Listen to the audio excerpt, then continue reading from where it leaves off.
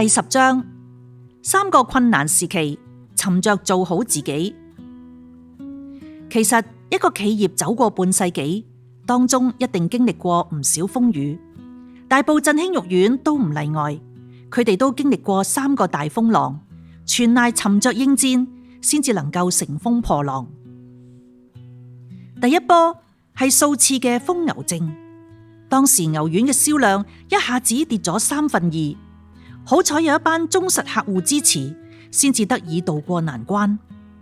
大埔振興育苑賣嘅雖然唔係潮流食品，經此一役，亦都讓振興明白到品牌嘅重要性，一定要好好打造同埋維護。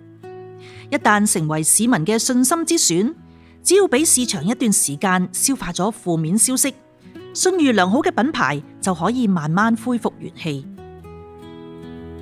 第二波係80年代國內開放改革，低價嘅國產肉丸進佔市場，以平價嚟搶生意。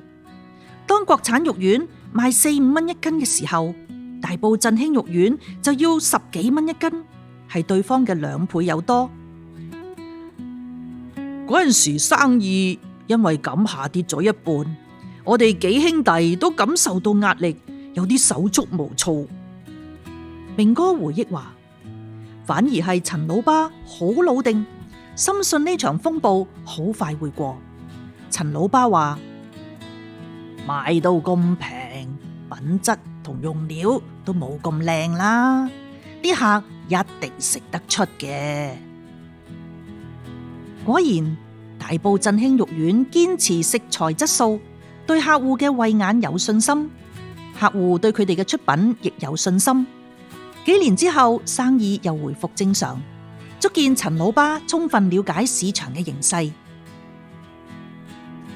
第3波係1997年亞洲金融風暴，因為當時唔少食肆受到牽連而結業，市民消費力大跌，令集中批發生意嘅大埔振興肉丸亦都受到影響，生意亦都係一下子少咗幾成。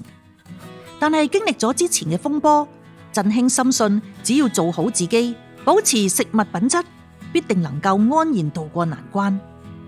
果然，當經濟從谷底回升嘅時候，大埔振興肉丸嘅堅持亦都同樣獲得回報。歷盡滄桑，捱過風浪，不被埋葬，足見振興肉丸嘅韌力。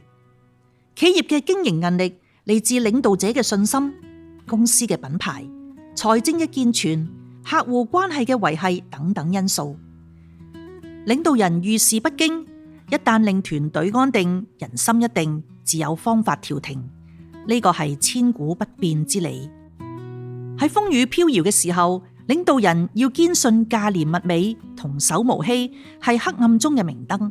只要能堅守本分，做好自己，總能比競爭對手活得更耐。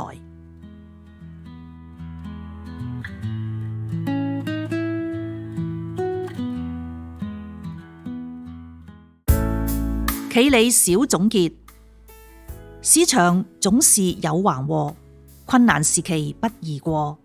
肉丸賣剩一籮籮，老爸依然冇驚過。陳老心定如佛陀，哪怕競爭這麼多，做好自己是最妥。風過之後福拼禍。